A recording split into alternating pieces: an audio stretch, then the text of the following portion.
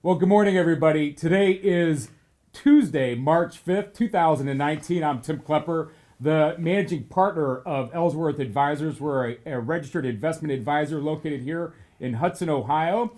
And joining me today is Mr. Kelly Kuennen. Kelly, good morning. Tim, thank you. Kelly is our portfolio manager and also managing director of the firm, and as well, Mr. Cameron Miele. Cameron, good morning. Tim, good morning. Good to see you. Managing director and handles all of our business development and really does all the work with our clients. So we're super excited to kind of get together here this morning, talk through really February and what has gone on inside the portfolios.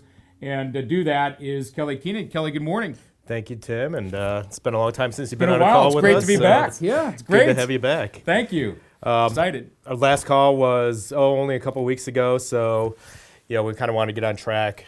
We'll start doing these every first Tuesday of the month, so a little more consistency in the videos. But our last call, things were going pretty well early in the year, and today we're just going to kind of sum up what happened in February and year to date. As usual, start off with the markets themselves. The S&P 500 year to date, pretty strong rebound from the lows back in December. Year to date, the S&P is up about 11.08%. For the month of February, up about 5.32. So, January is good. February just kept on chugging right along. How much is it up year to date? Year to date, 1108. The S&P. S&P 500. Yeah. The Dow, a little bit better. Dow's up 11.1.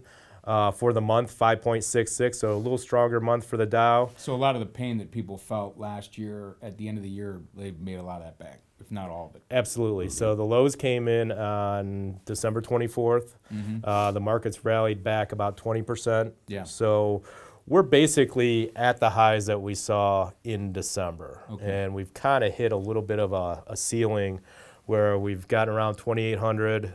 This will be the fourth time, and things kind of stall out a little bit. Mm-hmm. The good thing is we're well above the 200-day moving average, which we were having trouble breaking through and staying above. Knock on wood, so far we're about 10 sessions in where we stayed above it. That's good. We still need the 50-day to catch up where we can get into a little more comfortable position that we're back in an uptrend. Besides the U.S., international stocks have lagged. They also recovered.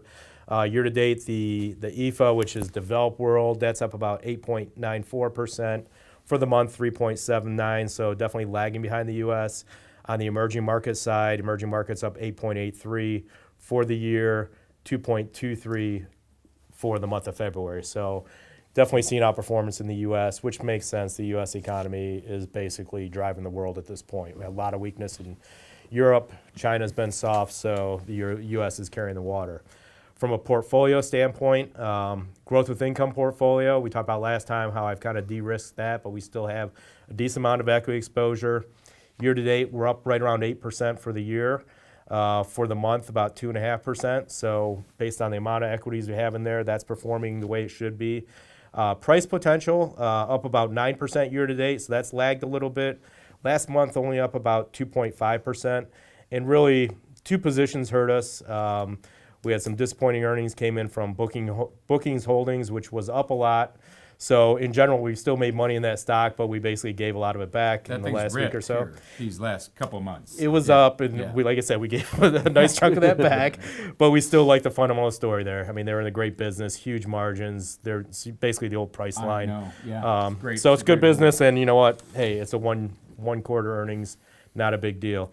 The other stock that held us back in that portfolio was Car Auction Services, down about 9.4% during the month. So that's definitely drug down the performance just in the month. Once again, fundamentals we still like. We haven't traded out of that. And we kind of have to wait to see how things shape up, but we still like that portfolio or that position in the portfolio for price potential. Yep. Dividend yield are basically our yield portfolio, high quality U.S. stocks. Year to date up about 10%, so that's almost pacing with the Dow and the S&P. For the month, 4.3%. Really, everything in there has just kind of been chugging along. Coca-Cola down about 5%, a little bit of a pullback for the month, so that drug us down a little bit. Those numbers probably would have been a little bit stronger. Really where, the portfolio that's ripped so far year to date is the small cap portfolio. Ripped being good. Being good, yeah. Okay. Up about six. Not ripped up, but ripped up. Ripped up. Yeah, ripped going well. Yes. Got it. Yeah. Up about 16%. So last year, small caps were strong for us. And things kind of slowed down at the end of the year. They gave back a lot of their gains last year, but year to date up about 16, off to a strong start. Last month, 7.2%. So things are moving in that small cap portfolio. So we've had some good movers in there, and as usual, it's always going to be volatile.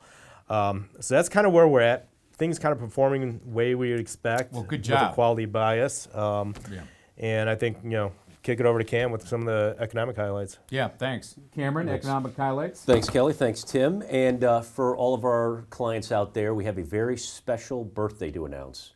No, it is not Tim Klepper's 44th birthday, which happened yesterday. Yeah. Happy birthday, Tim. Thanks, Cameron. Last week marked the 10th birthday of the current bull market. And so what's on everybody's mind is how long can this bull market last? 10 years, wow. And when you look at a 10-year bull market, you are talking about a historic bull market for the U.S. economy.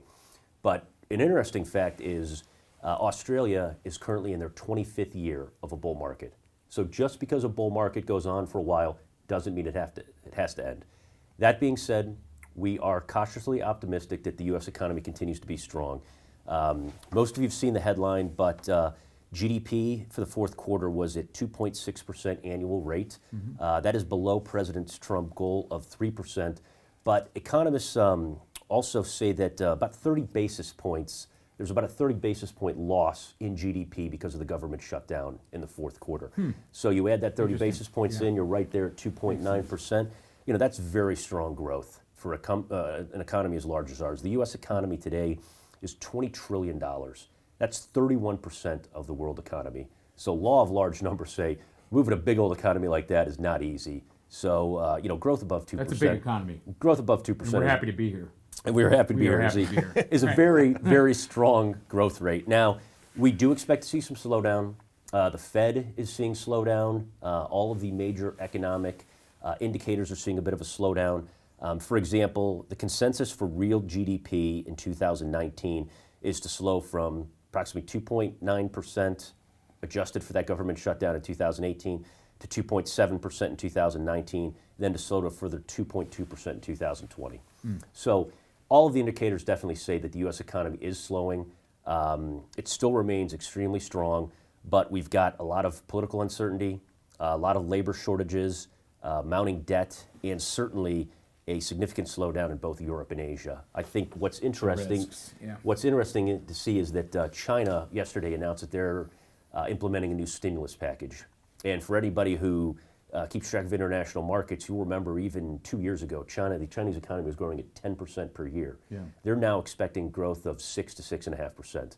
So this protracted trade war with the U.S. has definitely had a significant hampering of the Chinese economy. And I think, frankly, they've realized that where they thought that they were the world's manufacturer, they need a partner to buy all those goods. And so I think the Chinese have definitely learned that getting into a trade, I don't want to say pissing match, but pissing match with the U.S. is not a great idea. And so we do expect for there to be some sort of trade resolution. It might come this week, it might come next week, but the strong consensus is that we will come to a trade understanding with the Chinese. That could probably lead to some short-term growth in U.S. stocks, which would be a great thing. But we definitely see the U.S. economy slowing down, which is why Kelly continues to look for value for companies with great balance sheets, strong cash flow. We really do stay away from the high flyers, the companies that are going to be hurt when things slow down and when the economy does finally move into a position of pullback. Just given that slowdown in the economy, that's kind of underscored by the Fed and interest rate policy. Fed Chairman Powell testified before both sessions of Congress last week, and the consensus really is now that there will be no interest rate increases in 2019. 6 months ago, we were looking at maybe 100 basis points, 25 basis point increases. It looks like today there will be no increases in the federal funds interest rate, and the consensus is for only 25 basis point increase in 2020. So that definitely tells you two things. The Fed's worried about the slowing economy, and they also still don't see inflation to be much of a risk. So they've taken a very dovish approach. I think for the first time as chairman, Chairman Powell's indicated that they really are on kind of a month-to-month wait-and-see approach to how the economy is responding to what the Fed actions are going to be and the wind down of the Fed balance sheet. So with that, I think our home market, Ellsworth, continues to be quality and value. And with quality and value, you're going to have the best of both worlds in terms of high quality companies. They're going to fare very well in an up economy, and they're going to fare better than most companies in a down economy. So quality and value, a little bit more of a move towards value versus growth is kind of where we're at today, and we'll do quite well, we believe, in a slowing economy. Yeah. So we're quite happy with where the portfolios are at. Kelly continues to do a great job, and as always, if any of our trusted clients have questions, we're here to answer them. Yeah, great. Well, thanks, Cameron. And it's quality and value. I mean, that's the hallmark of Ellsworth. We are not day traders. We're not looking to trade portfolios for folks. We manage long-term assets for people, and we manage a lot of them. So we're super excited to have that. So, Kelly, you've done a great job kind of navigating this, not only through the last couple of months here, through the down market at the end of last year, but into this year. What would you say would be your biggest surprise here going into 2019? The biggest surprise was the weakness in December. Mm-hmm. The bounce back has been very encouraging. As we started coming out of it, breaking through the 200-day moving average, getting up there, that gives me some comfort. Reassurance that we probably haven't seen the highs of the market for the cycle, which we saw back in September. I think we'll revisit those highs at some point, put in some new highs, and surprise-wise, we've had some good movers. Growth with income, we're more in the I guess, conservative value-oriented stocks, but, just last month, Honeywell was up 7%, Cisco up 9.5%, Microchip up 9%, Visa up 9%. So, some of our core holdings are performing well in there. Well, yeah. Motorola and the price potential up 22% in a month. We haven't held that for very long, so we made some nice money there. Dividend yield, Boeing up 14% year to date. Just for the month up 14%. Yeah. Intel up 13%. Those are the things working. Small cap, we have some high flyers in there. This Tandem Diabetes Care up 49%, not bad. Etsy, which we've had for probably less than a year, I think we've tripled our money. That was up 20% 30% last month, and BioLife up 29%. So we have some big winners in there, but the reality is a lot of our stuff just kind of plodded along. Yeah. No big, huge detractors. Small caps, you're gonna have your big swings, but in general, obviously that's working.